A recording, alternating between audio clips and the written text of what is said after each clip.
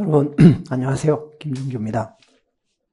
지금 여러분들이 기출 제컬이 진행 중이실 텐데, 다들 그런 얘기들 많이 하는데, 기출 처음 시작하면, 이게 이론도 공부하고, 그것도 입문도 하고, 심화도 하고 있는데, 문제를 딱 보면, 빡빡 풀려야 되는데, 잘 안 풀리잖아요. 되게 좀 불안해 하시고, 스트레스를 많이 받으시는데, 제가 쭉 합격생들 그 경우를 살펴보면, 우리가 입문 이론 듣고 심화 이론 듣고 그다음에 기출을 하는데 그 이론 들었던 거를 다 기억해서 정리가 다 된 상태에서 문제를 그걸 끄집어내 가지고 딱딱딱 풀거나 그렇게 되기가 참 힘들어요. 그래서 기출 커리까지는 일방적으로 제가 이제 설명해 드리고 이 지문이 왜 맞다, 왜 틀리다, 어디 고쳐야 된다. 이런 문제가 나왔으니까 앞으로는 또 이런 문제도 대비를 해야 된다. 이런 거를 알려드리면 거의 일방적으로 여러분들이 그걸 이제 받아들이시고 기출 끝날 때쯤 되면은 약간 이제 그게 스킬이 생기고 노하우가 생겨서 문제를 이제 스스로 풀 수 있는 그런 상태가 되면서 자신감이 약간 생기는 것 같아요. 그래서 기출 커리는 이미 알고 있는 이론을 끄집어다가 문제를 이제 탁탁 자기 스스로 푸는 그런 커리가 아니다. 그렇기 때문에 잘 안 풀리기도 하고 또 일회성 문제, 고난도 문제도 있고 또 이론 때 안 배웠던 문제들도 있거든요. 풀리는 문제도 있겠지만 그래서 너무 그 문제 안 풀리는 것에 대해서 스트레스 받지 마시고 이론 공부하듯이 조금 일방적으로 저로부터 이걸 받아들인다. 그렇게 생각하시는 게 좀 마음이 편하실 것 같아요. 자, 이번 기출대전의 20문제는 제가 만약 엄선을, 최근의 문제, 최신 문제들로 엄선을 했는데요. 기출 커리를 지금 하고 있는 분들, 여러분들한테는 굉장히 도움되는 필요한 문제들만 구성이 되어 있습니다. 그리고 100%다 이게 변형된 문제들이고요. 기출문제 그대로 하진 않았고요. 그리고 가장 대표적이고 빈출되는 앞으로도 또 중요하게 출제될 수 있는 그런 그 최신 문제들로만 구성을 했고, 그리고 이제 최근에 정부조직 개편이 됐잖아요. 그래서 그 개편된 거를 기준으로 해서 여러분들이 내년도 4월부터 시험을 보실 거기 때문에 지금 이 검찰을 빼놓고는 검찰은 내년도 10월 2일이고 기재부 분리된 거는 내년 1월 2일이거든요. 내년 1월 2일.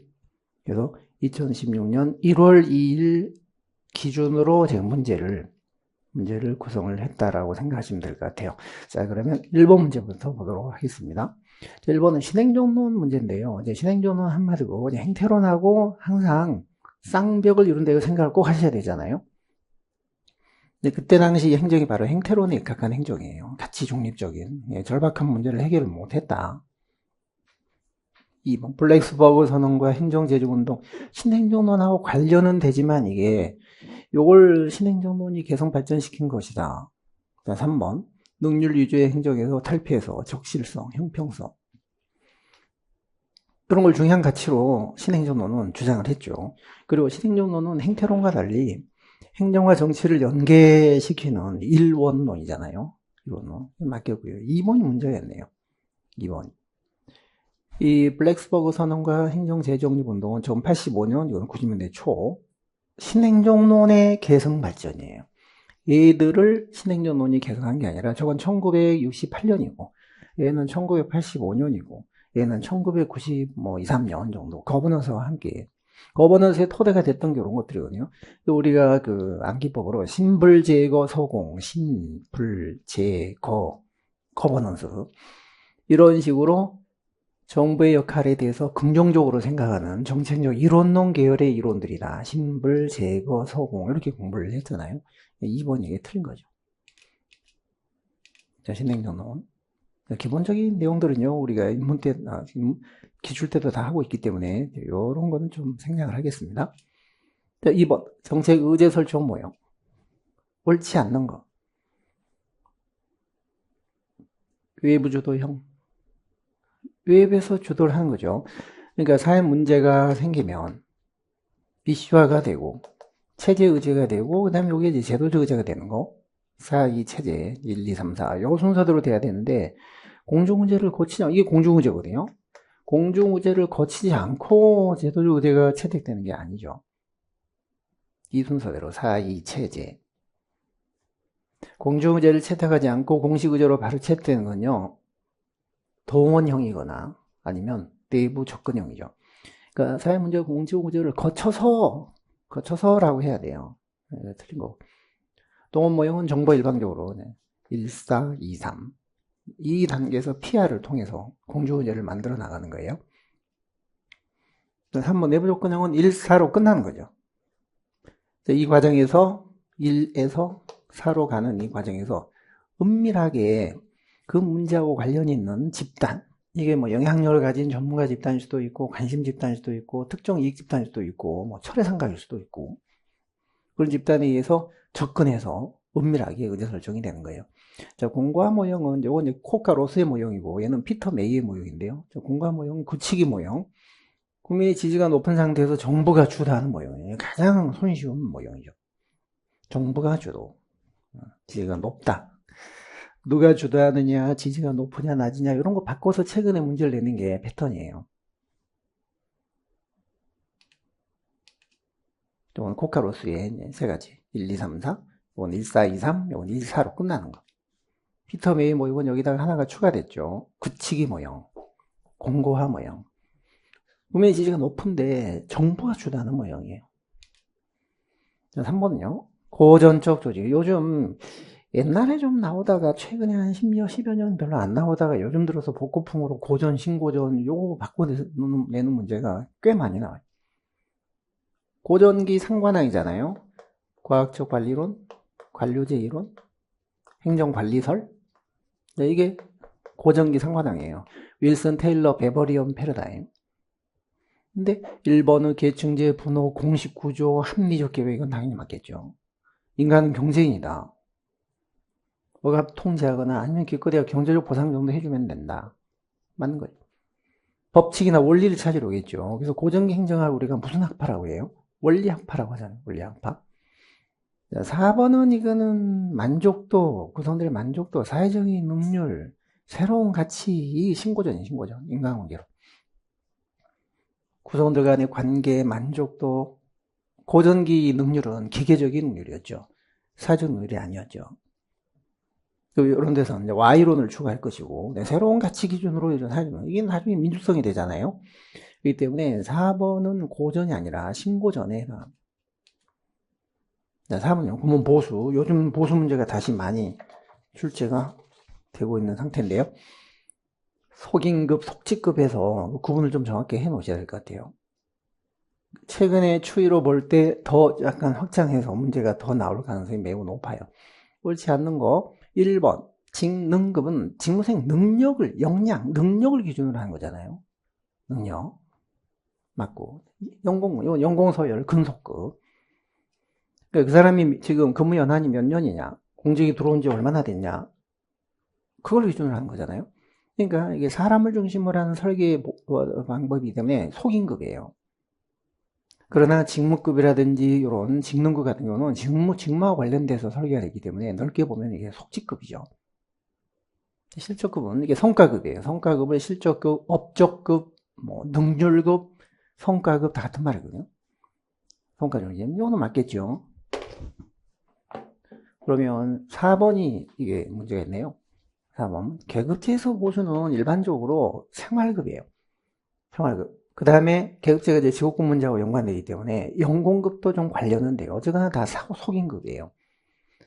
사람을 중심으로 인사가 이루어지고 보수도 설계가 되기 때문에 계급제에서는 주로 생활급이나 연공급이에요. 생활급이 일반적이죠. 직무급이 일반적인 거는 직위분류제죠. 직위분류. 4번이 틀린 거예요.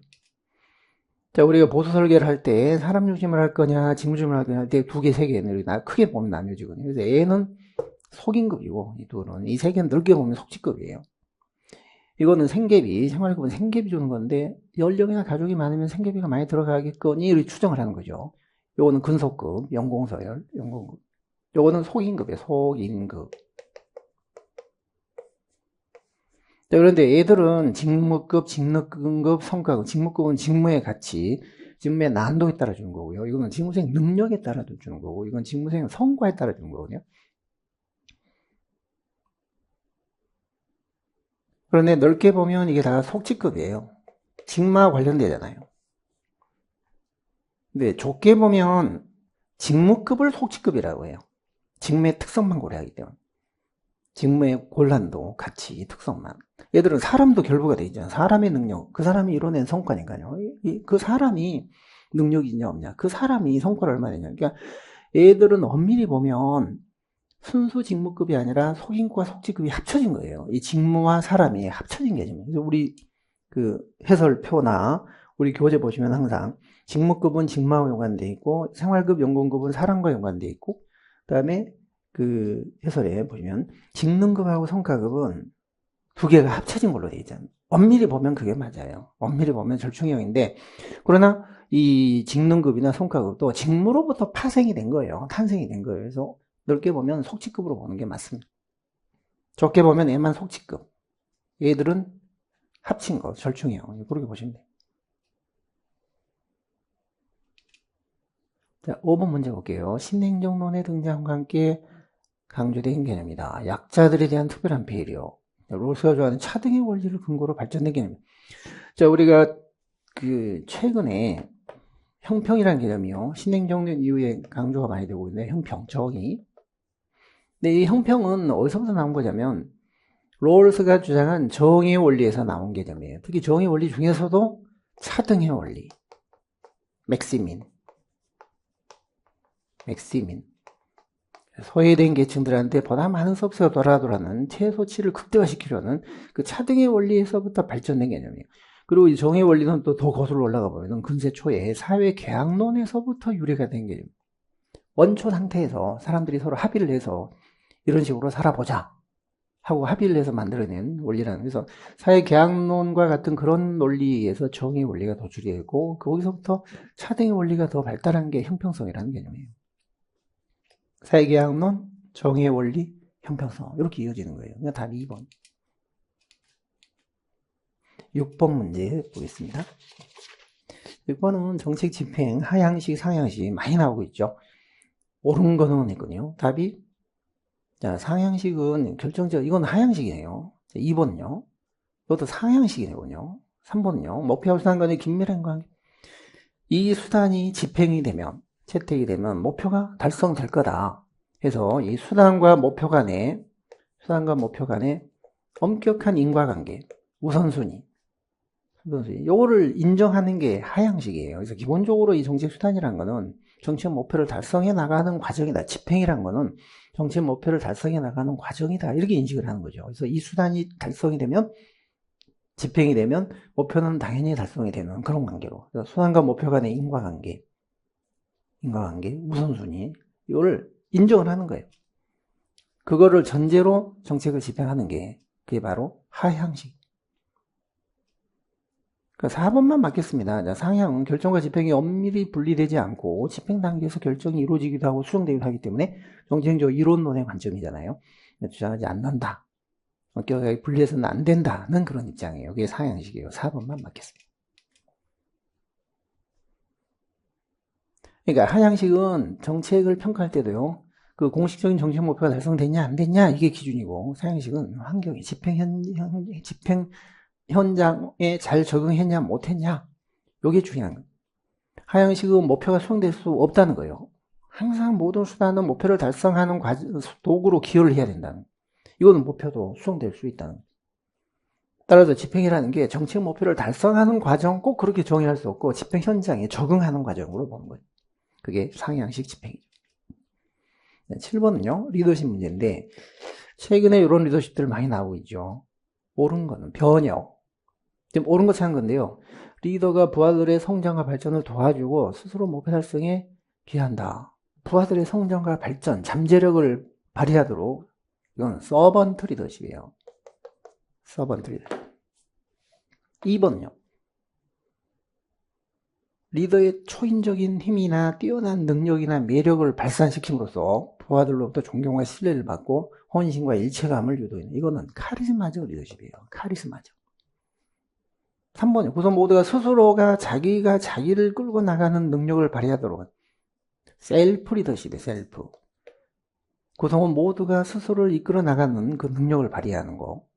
그렇게 하도록 관리자가 지원해주고 이끌어주고 도와주는 그게 슈퍼 리더십이에요. 그러니까 슈퍼 리더십은 슈퍼바이저, 감독자의 리더십이고, 그러니까 셀프 리더십은 구성 모두가 다 자기를 끌고 나가는 그런 리더십이고, 그렇게 하도록 이끌어주고 도와주는 그 감독자의 리더십이 슈퍼 리더십이에요. 그러니까 서로 셀프와 슈퍼는 밀접한 연관성을 갖고 있는 개념이지만 이 개념 자체는 슈퍼가 아니라 셀프예요. 4번 맞겠습니다. 누가 주장한 거예요? 번스란 학자가 변혁적 리더십은 도덕적 가치와 이상에 호소함으로써 서로를 부하와 리더가 서로를 끌고 나가는 그런 리더입니다. 번스가 주장한 변혁적 리더십의 개념이에요. 그러니까 4번만 맞겠습니다. 8번 볼게요. 금평, 오류. 금평이 오류. 옳지 않는 거 했거든요. 후광이 그게 연쇄 효과잖아요. 헬로우. 연쇄. 다른 평형 요소로부터 영향을 받는 겁니다. 그러니까 1번은 맞겠네요. 2번은 어떤가요? 근접. 최근의 사건이나 실적이 영향을 주는 거죠. 그러니까 우리가 6급 이하는 1년에 2번씩 평정을 합니다. 1월 1일부터 6월 말까지. 그럼 6개월 동안 전체 기간에 대해서 균형 있게 평가를 해야 되는데 6월 30일 평가하는 날에 임박해서 근접해서 뭘 잘한 거 못한 거 가지고 그게 영향을 준다? 그런 게 근접 오류죠. 근접 오류. 아니면 처음에 들어왔을 때 초창기 때 반짝 잘한 거 요게 영향을 줬다 그러면 최초 오류. 이거는 첫머리 효과, 막바지 효과. 이게 다 시간적인 오류예요. 평정을 하는 그 시점 대상 시점에 따라 처음에 잘한 거가 부각되면 최초 효과, 막바지에 잘한 게 부각되면 근접 효과. 다 시간적 오류. 그러니까 이거 맞는 거죠. 3번은 관대화. 너그럽게 후한 점수를 주는 거죠. 네, 너그럽게 후한 점수를 주는 이유가 뭐예요? 부하들하고 불편한 관계에 놓이는 걸 피하기 위해서죠. 원만한 대인관계를 유지하기 위해서 유대나 이런 것 때문에 너그럽게 후한 점수를 주는 거예요. 뭐 돈 들어가는 거 아닌데 굳이 내가 박하게 줄 필요 뭐 있냐. 평정자 잘 모를 때 발생하는 거는 잘한 것도 아니고 못한 것도 아닌 거야. 그럴 때 발생하는 거는 그냥 무난하게 중간 점수를 주는 거죠. 그렇기 때문에 평정자를 모를 때 발생하는 거는 집중화예요. 이 4번이 집중화, 센츄럴. 관대화는 불편한 관계에 놓이는 걸 피하기 위해서 또는 인간적인 유대 때문에 원만한 관계를 부하들하고 유지하기 위해서 그럴 때 발생하는 뒷부분이 이게 틀렸네. 이건 중간 점수 주는 거 맞겠죠? 자. 지금 이런 것들은 기출 저희 커리를 9, 10월 달에 하고 있는데요. 전부 다 자세히 정리를 하고 문제도 많이 보고 있기 때문에 그것을 정리를 하시고 이 기출 대전 해설에서는 자세히 제가 설명을 드리는 시간도 좀 안 되고요. 자, 9번 보겠습니다. 행정이론. 옳은 거 찾는 거예요. 자, 최근에 2000년대 들어서 일본의 공공가치 관리론이 많이 부각되고 있는데 공공가치 관리론은 두 가지가 있잖아요. 실패론하고 창출론이잖아요. 왜 여태까지 공공가치 창출이 실패했느냐? 어떻게 창출할 거냐? 실패 쪽에 주안점을 두고 연관이론이 베리 보즈만이에요.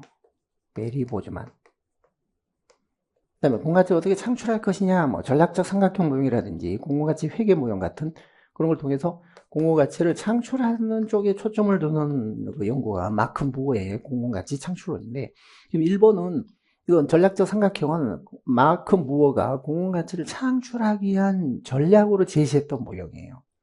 세 가지가 유기적으로 연결해야 된다는 거죠. 정부가 추구하고자 하는 공공가치가 정립돼야 되고 그게 국민들로부터 정당하다고 인정되고 지지를 받아야 되고 근데 정부가 그걸 구현할 수 있는 역량이 갖춰져야 된다는 거죠. 이게 마크 무어의 모형이에요.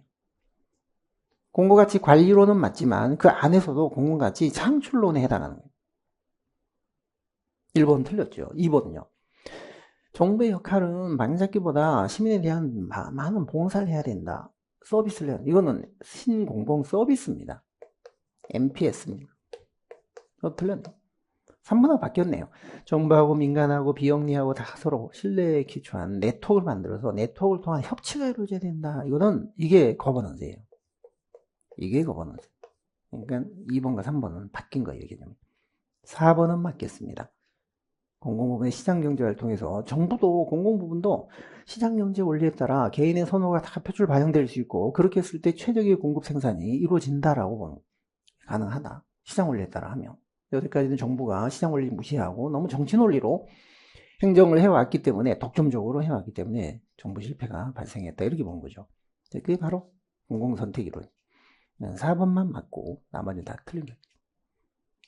10번 문제 보겠습니다. 종목가치 관리론이 이게 실패론 있고 창출론인데요. 실패론은 베리보조만이에요. 창출론은 마크 모어예요. 거기에 전략적 삼각형, 공모가치 회계 모형 같은 게 들어있죠.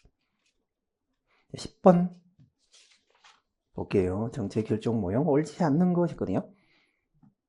1번 킹돈의 흐름창 모형은 3P죠. 3P, 팔러시, 폴리틱스, 프로블럼. 3P 맞게 돼 있네요. 문제, 정책, 정치. 쓰레기통 모형의 4가지 흐름, 킹돈의 3가지 흐름, 그 바꾸는 거, 그 패턴에 조심하셔야 되고요. 이번에 에치오니의 혼합조사 모형, 이거는 근본적인 결정에는 합리 모형을 적용을 하고 지엽적인 결정은 점중주를 적용해서 서로 변증법적으로 전략적으로 이제 혼합을 시킨 거예요. 맞고 3번 최종 모형은 합리성에다가 초합리를 고려해야 된다는 거죠. 그래야 정책이 최적의 수준까지 올라갈 수 있다. 4번 앨리슨의 관리정책 모형 모형 3인데 이 하부 조직 나오면 안 되고요. SOP 나오면 안 되는 거예요. 이거는 모형 2예요. 모형 2 조직 과정 모형 모형 2. 모형 3는 상층부의 개인들이 정치적인 계산에 의해서 결정을 하는 겁니다. 11번 보겠습니다. 11번. 자, 요거는 이제 2025년 10월 2일 현재 우리나라 얼마 전에 2025년 10월 1일자로 이재명 정부의 조직 개편이 이루어졌기 때문에요. 지금 시점이 기준이 2025년 10월 2일이에요. 그 1차 개편. 아직 기재부는 내년도 1월 1일 날 시행이기 때문에 여기에는 그럼 관계가 없고요. 그러나 뭐 특허청이 지식재산처로 바뀌고 그 다음에 또 환경부가 기후에너지 환경으로 바뀌고 이런 건 다 지금 반영이 된 상태예요. 현재 시행이 되고 있어요. 기재부 분리되는 거는 내년 1월 2일, 검찰 분리 개편되는 거는 내년 10월 2일. 그 두 개만 지금 남아있는 상태고, 물론 정부조직법이 개편이 됐기 때문에 큰 거는 이렇게 개편됐는데 구체적으로 예를 들어 구체적으로 뭐 특허청이 이제 지식재산처가 됐는데 지식재산처를 계속 책임운영기관 형태로 운영을 할 거냐 그런 건 아직 지금 논의 중이에요. 논의 중이고 그건 이제 시행령 책임운영기관 설치법 시행령에서 결정이 돼서 거기에 들어야 되는데 그게 아직 안 됐어요. 네, 한두 달은 걸릴 것 같아요. 더군다나 저거 전산망 저거 불나가지고 마비되는 바람에 확인하려고 해도 좀 확인이 안 되고 아직 그런데 안 된 걸로 제가 확인이 됐거든요. 그래서 그런 거가 이제 해설에도 제가 언급을 해놨는데요. 그런 시행령이나 직제가 개정이 확정이 되면 이제 그때 확실하게 그런 게 드러날 것 같아요. 그래서 정부 조직 개편은 지금 100% 끝난 게 아닌 상태예요. 큰 거만 낸 거예요. 큰 거만 방향만 정부 조직법만. 자, 옳지 않은 거 1번 중앙정기와 부처청 이런 설치 직무 범위는 법률 이건 헌법에 이렇게 규정이 되어 있어요. 헌법에 이 법률이 정부 조직법이에요. 이 법률이 정부 조직법. 그 다음에 2번 특허에 관한 사람을 관장하기 위하여 산자부 소속으로 특허청 이거 다 틀렸네. 특허라는 말도 이제 없어졌고요. 산업통상자원부도 이제 말이 틀렸어요. 에너지를 환경부에 뺏겼기 때문에요. 자원도 이제 바뀐 거예요. 이 말 자체가 지금 틀린 게 많아요. 특허라는 것도 이제 없어요. 지식재산. 지식재산. 산자부도 상통부로, 산업통상부로, 특허청도 아예 없어졌잖아요. 지재처로, 총리 소속으로 승격이 되고. 그래서 특허청 때는 단순히 특허를 심사하고 발급해주고 허락해주는 그런 단순 집행 업무를 하다가 이제는 국가 지식재산을 포괄적으로 관리하는 그런 확대된 부처가 됐기 때문에 굳이 이걸 단순 집행기관으로 봐가지고 책임운영기관으로 유지할 필요가 있느냐 이게 이제 해제될 거다. 책임운영기관에서 해제될 거다. 그래서 우리나라에서 중앙책임운영기관 유일하게 이게 있었는데 이제 없어진다.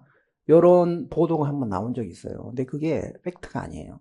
아직 논의 중에 있어요. 지금 없어질 수도 있고 그냥 지식재산처 형태로 그대로 중앙책임운영기관 형태로 유일하게 유지될 수도 있어요.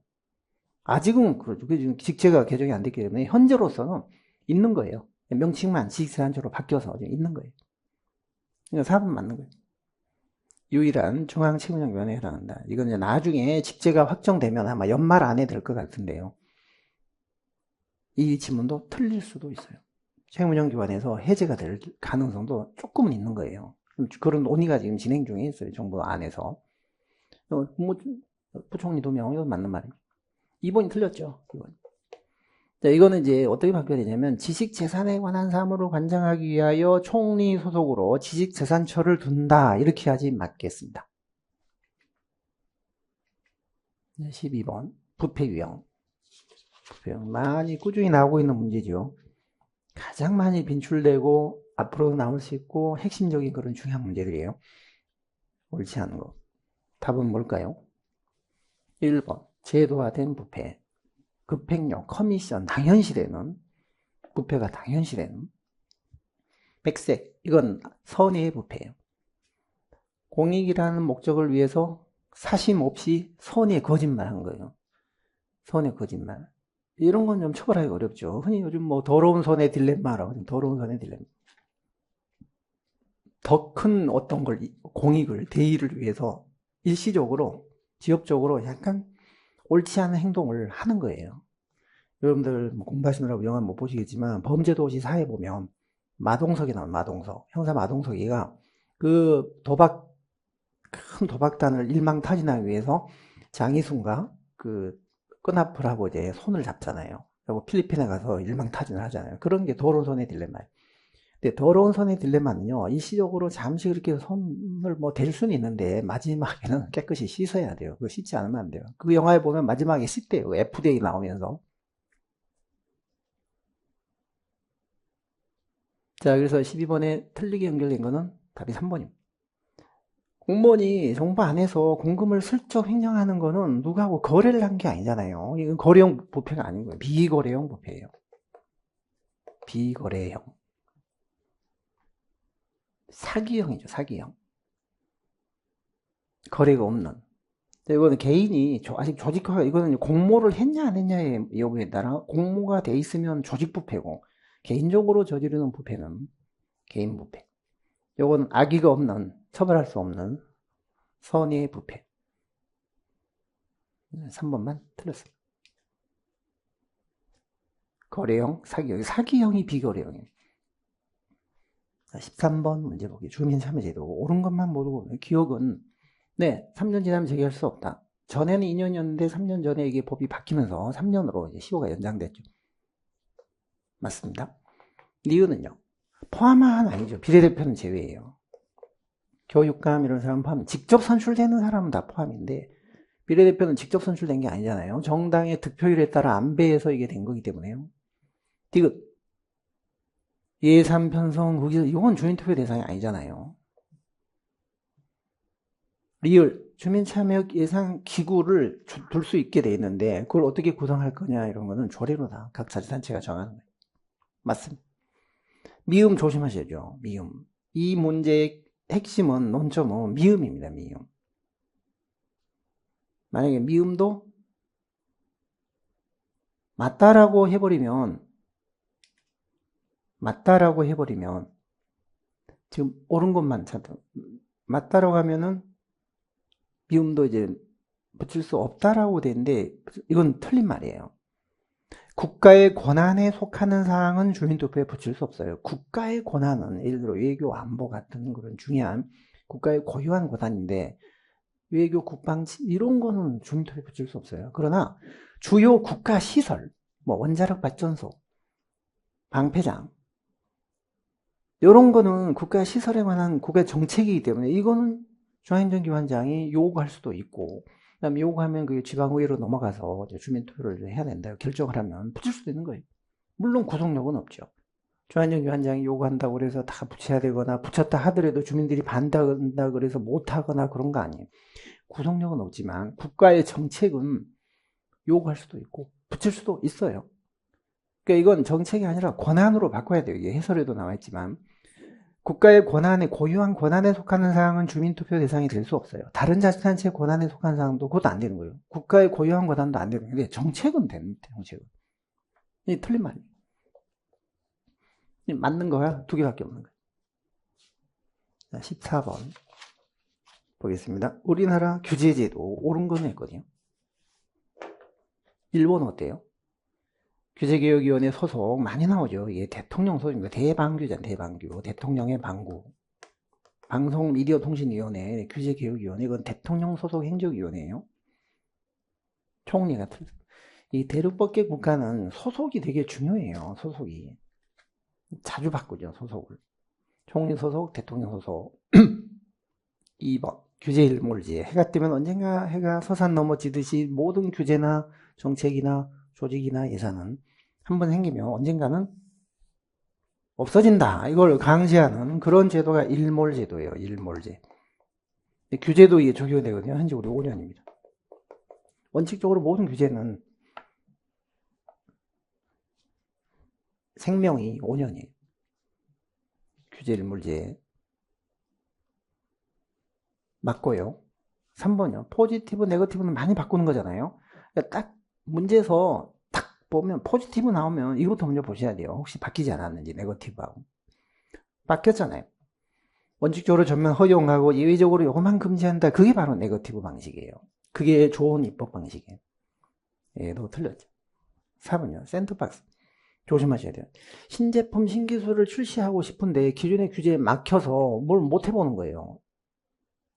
자꾸 늦어지는 거예요. 그럼 다른 나라와 비교할 경쟁력이 없잖아요.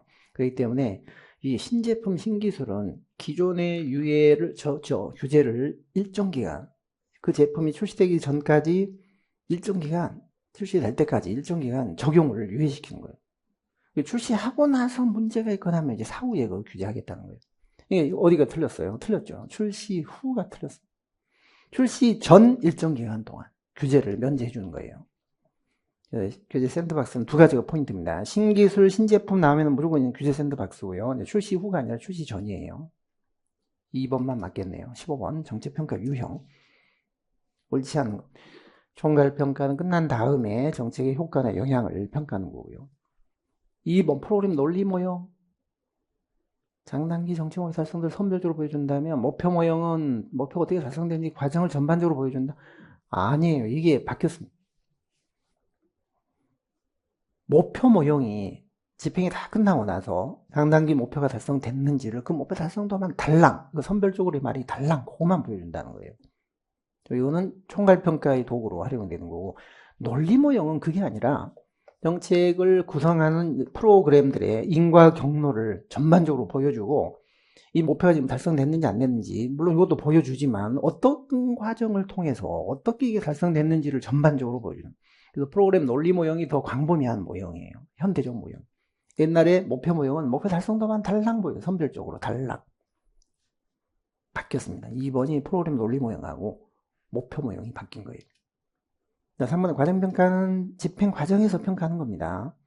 집행 모니터링은 집행 과정을 여러 인과 경로를 쭉 점검하는 거예요. 지금 진대도로 나가고 있느냐. 집행 분석, 집행 모니터링, 집행 점검. 넓게 보면 이것도 형성평가, 과정평가 일종.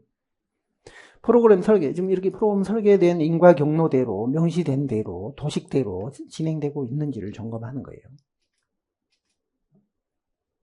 그게 바로 프로그램 감식의 이게 집행 분석이라고 해요. 집행 분석. 여기 집행 분석이에요. 집행 모니터링. 이거는 프로그램 시어리, 이론, 인과 경로를 구축하는 거고, 이 인과 경로대로 지금 진척이 되고 있는지를 확인하는 거고, 합쳐서 이걸 협의해 형성평가. 형성평가의 목적은 집행 중인 정책의 프로그램상 문제점이 없는지를 확인하고 개선하는 그게 목적이에요. 그러니까 집행을 도와주는 겁니다. 집행 과정을 평가하는 건 다 집행을 도와주는 거고요. 이건 정책의 영향이나 효과를 평가. 16번 공기업.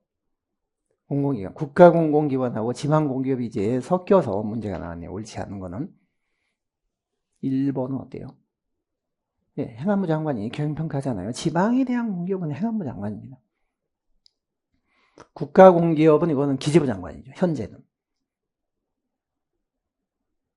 1번은 맞고요. 2번요. 직영기업, 자산시가 직접 경영하는 기업이 있죠. 상하수, 주택, 토지개발, 자동차 운송사업, 궤도사업 이런 거는 대통령령으로 정하는 일정 규모 이상은 반드시 자산시가 직접 하도록 되어 있어요. 소속기관 형태로 사업소를 설치해서 신분도 공무원이고 직접 하도록 되어 있어요. 그게 직영기업이에요. 이건 맞겠습니다. 자, 3번. 공공기관 운영, 이거는 국가공기업에 대한 법이죠. 지방공기업법이 아니라 공공기관 운영은요. 현재는 기재부 소관이고 기재부 장관이 위원장인데 일단 현재를 기준으로 하더라도 이 지문은 틀린 거예요. 행안부는 책임운영기관에 대해서는 행안부소가 있는데요. 공기업, 공공기관 지정하고 해제하고 경영평가하는 이건 다 기재부 장관인데 일단 행안부 때문에 틀렸거든요. 근데 이제 내년 1월 2일자가 되면은 기재부가 없어지니까 이때 그게 문제예요. 지금 저희가 기출을 하면서 그거를 아주 주의 깊게 지금 진행을 해 나가고 있는데요. 기재부가 기획예산처하고 재경부로 갈라지잖아요. 그러면 이 공공기관 운영위원회는 어디에 둘 것이며 위원장은 누가 되냐, 이런 게 초미의 관심사예요. 옛날에 기계처가 재경부가 합쳐져 가지고 이렇게 기재부가 될 때는 우리가 더 쉬웠어요. 뭐 나눠서 공부할 필요 없이 다 기재부다 이렇게 쉬웠는데 얘가 이제 갈라지니까 또 이제 옛날처럼 복잡하게 따져요. 예산은 기계처다 하지만 결산 이런 건요 재경부가 하도록 되어 있고요. 책임운영기관 관리 이런 거는 기계처가 하지만 공공기관 지정 해제 관리 이런 거는 재경부 장관이 하도록 되어 있어요. 재경부. 이게 내년 1월 2일자는요, 재경부 장관이 위원장이 된다라고 해야 돼요. 재경부.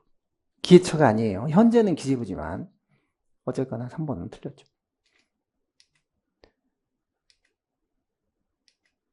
공중기, 시준, 기위, 지정 기준 이런 건 당연히 기본적으로 아셔야 되고요. 17번 보겠습니다. 직위분류제입니다. 옳은 것만 모두 고르면 기업, 융통성 없잖아요. 직류, 직렬, 직권 이렇게 세분화가 되기 때문에 융통성이 없는 게 직위분류제예요. 사람보다는 직무를 그렇습니다. 독립공무원 이게 직무급이잖아요. 맞고. 신분보장이 강하고 지고 이거는 계급제죠. 항상 직위분류를 물으면 반대인 계급제가 섞여 있다는 걸 꼭 착안을 하시고 문제를 보셔야 돼요. 그런 생각 없이 그냥 보시면 실수를 하게 돼요. 보통 이제 내공이 짧거나 없거나 공부량이 이제 부족한 분들이 그런 반대됨, 이게 뭐하고 대조해서 풀어야 되는 그런 생각 없이 자꾸 접근을 하시니까 실수를 많이 하죠. 미음 조심하셔야 돼요. 직위분류제는 직류, 직렬 이게 권한과 책임 한계가 횡적, 종적으로 명확하게 설정이 되어 있잖아요. 거미줄처럼. 그래서 갈등의 소지는 작아요.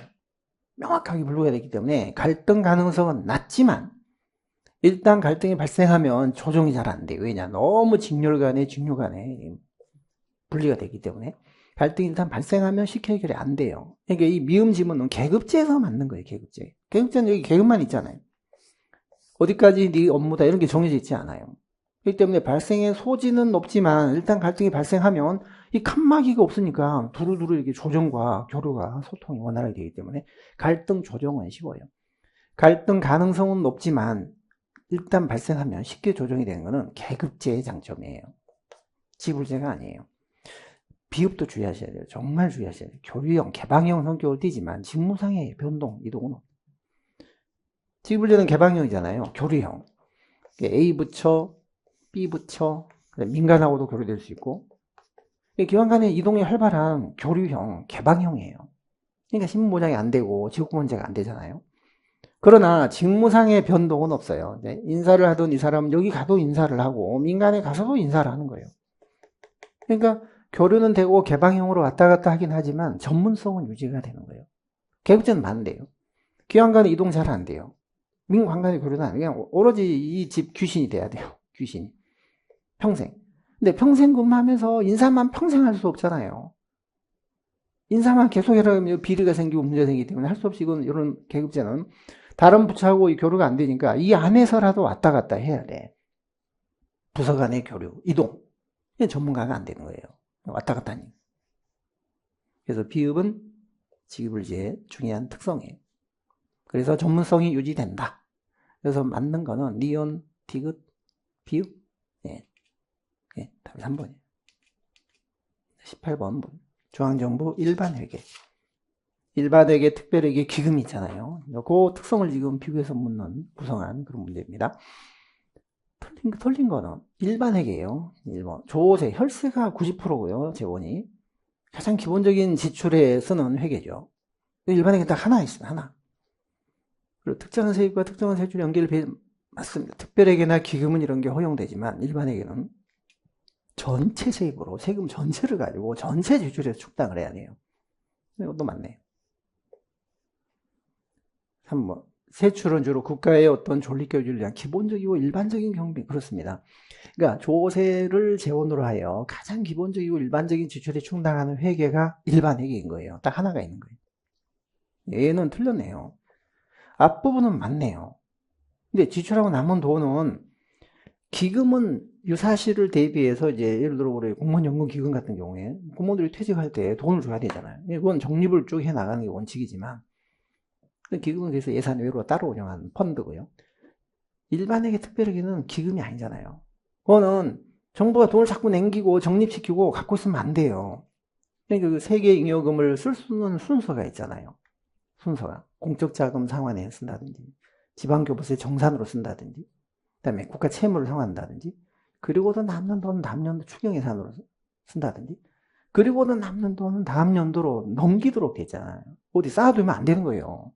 적립한다. 이거는 기금에만 해당되는 얘기예요. 이 뒷부분은 기금에만. 4번이 틀렸습니다. 19번 볼게요. 19번 데이터 기반 행정인데요. 이제 이런 것들은 최근에 나온 기출 문제인데요. 우리가 이제 빅데이터나 인공지능 이런 거가 활성화되고 있기 때문에 이런 거에 대한 새로운 법이나 제도가 많이 지금 생겼어요. 자, 예를 들어 데이터 기반 행정법. 데이터에 기반을 둔 행정을 해라. 데이터 기반 행정법. 그 다음에 공공데이터법. 정부가 갖고 있는 빅데이터. 공공부문에 축적된 이 빅데이터를 잘 활용을 해라. 사장시키지 말고 활용을 해라. 이런 게 대표적인 최근에 만들어진 법인데요. 이거는 데이터에 기반하여 행정을 하라는 거고, 이건 정부가 갖고 있는 공공 빅데이터를 잘 활용하라는 거니까, 이건 전자정보의 일환입니다. 이거는 행안부 소관이에요. 행안부 소관. 과기부 소관이 아니에요. 3년마다 한 번씩 기본계획을 행안부 장관이 수립하도록 되어 있죠. 그래서 4번이 틀린 거예요. 과기부도 틀렸고 5년도 틀린 거예요. 1번 데이터 기반 행정법 제정되었다. 2020년 맞습니다. 데이터에 기반한 행정, 증거나 객관적인 데이터에 기반을 두고 행정을 하라는 거예요.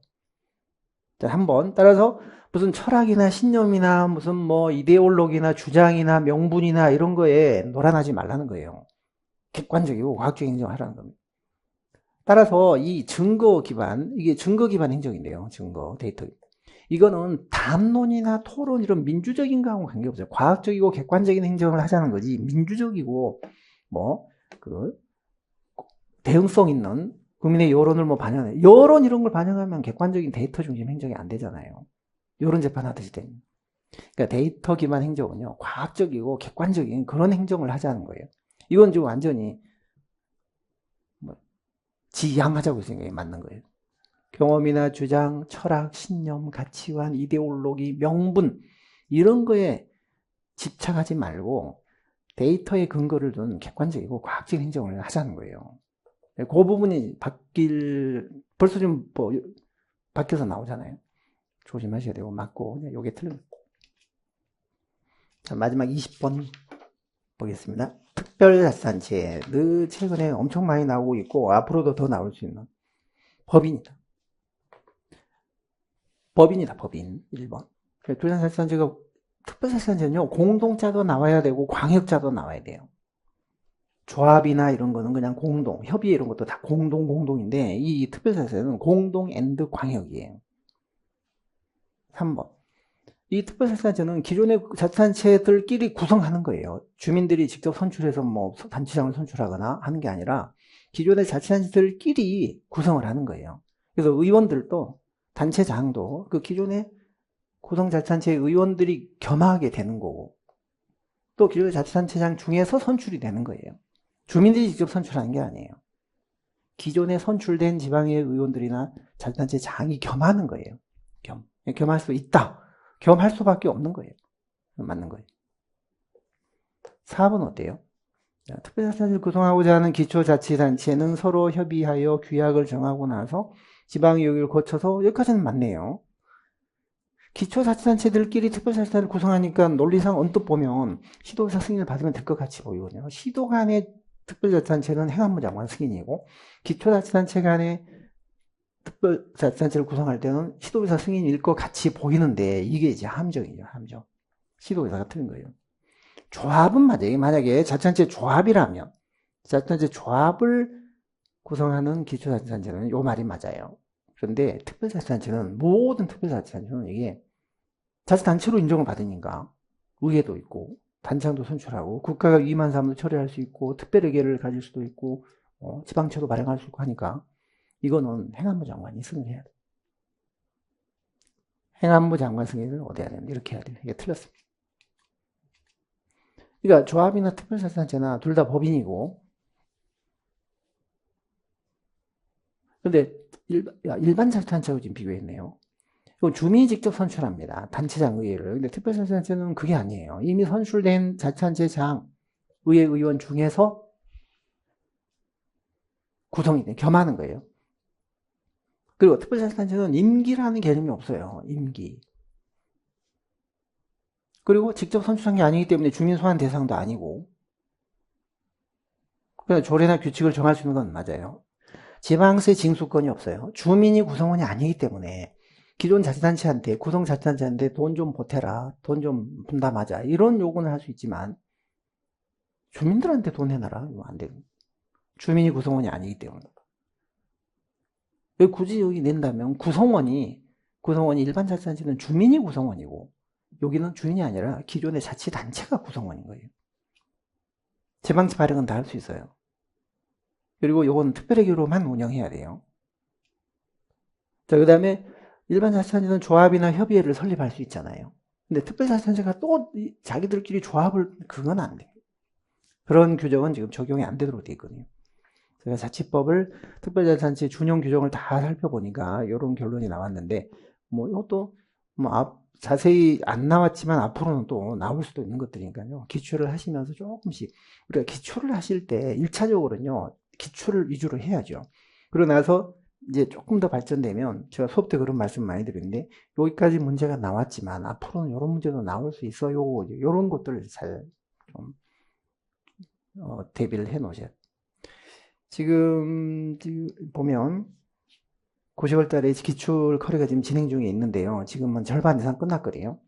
끝났는데 초시든 재시생이시든 이 기출 수업은 반드시 필수적으로 수강하셔야 돼요. 더군다나 재시생들 같은 경우에 작년도 내가 기출을 들었으니까 올해는 대충 개정법령 바뀐 거 정도 그냥 살펴보면 되겠지. 근데 개정법령이 아까처럼 이렇게 헷갈리게 기획예산처하고 재정경제부하고 복잡하게 분리가 되기 때문에, 예를 들어 국가채무관리는 기획예산처 장관이에요. 근데 부채는 재경부 소관이에요. 그러니까 국가채무는 국가재정법에 규정된 개념이에요. 국가재정법. 근데 국가부채는 국가회계법상 규정된 개념이에요. 국가회계법은 결산회계는 재경부 장관 소관이에요. 이게 좀 간단치가 않고요. 책임운영기관도 맞아요. 책임운영기관 특별회계산을 관리하는 거는 그건 기획예산처 장관이 해요. 예산이니까. 근데 어떤 기관을 특별회계로 지정할 거냐 말 거냐. 예를 들어 지금 지식재산처가 됐는데 특허청이 이거를 책임운영기관에서 뺄 거냐 뭘 거냐. 그거는 만약에 내년 1월까지도 이게 결판이 안 나잖아요. 그러면 기획예산처하고 재정경제부 장관이 공동으로 하는 거예요. 공동으로. 그러니까 책임운영기관의 지정과 해제는 지금 어떻게 하도록 되냐면, 그건 이제 정부조직법 개정될 때 그렇게 해놨어요. 행안부 장관이 재경부 장관과 그다음에 기획예산처 장관 그리고 관계 중앙행정기관장과 협의하여 정한다. 지정 또는 해제를 한다. 이렇게 돼 있거든요. 그러니까 책임운영기관을 지정하고 해제하고 하는 거는 기획예산처나 재경부 장관이 다 관여를 해요. 근데 이제 지정이 된 다음에 특별회계로 이제 관리를 하잖아요. 관리하는 거는 그거는 예산이니까 기획처 장관이 단독으로 관리합니다. 그런 게 조금 애매한 부분들이 있어요. 그래서 또 중요하기도 하고, 옛날에도 여기 서로 분리가 됐을 때 그거 바꿔서 많이 문제를 냈어요. 조세지출 예산 같은 경우에요. 예산이잖아요. 예산. 이름은. 그럼 그 기획처 장관일 것처럼 보이죠. 근데 사실은 조세 감면이거든요. 조세 정책이거든요. 기재부 장관이 아니라 재경부 장관이에요. 그래서 지금 조세 특례 제한법, 이 법 자체가 재경부 소관이고, 그다음에 조세출 예산서의 작성과 이런 것도 기준 만들고 이런 것도 지침 만들고 하는 것도 다 재경부 장관이에요. 기획처가 아니에요. 예산이라고, 조세 지출 예산이라고 이름은 타이틀은 돼 있지만, 그거는 조세 감면인 거 정책이기 때문에 다른 일반 예산하고는 다른 거예요. 그런 것들이 조금 애매한 게 있어서 상당히 주의를 하셔야 돼요. 그래서 기출 커리는 꼭 수강을 연말 안에 하시는 게 좋겠다. 그리고 정부 조직은 아까 말씀드린 대로 지금 완전히 끝난 게 아니에요. 계속 지금 진행 중인 상황이고, 이제 시행령 직제가 결말이 돼야 연말까지 다 끝나야 완전하게 매듭이 지어질 것 같아요. 검찰 분리 개편 우리 행정학 쪽으로는 아무 의미가 없어요. 그거는 아직 뭐 시점도 멀었고, 내년도 시험에 직접 영향 안 줄 것 같은데, 이제 1월 2일자로 기재부가 어떻게 갈라지느냐, 그리고 행정학에 있는 여러 주제들, 그런 것들이 기획처하고 재경부 간에 어떻게 나눠질 것이냐, 그런 부분 상당히 예의주시해야 될 그런 대목입니다. 자, 그러면 기출대전 해설 강의 이걸로 마치도록 하겠습니다. 수고하셨습니다.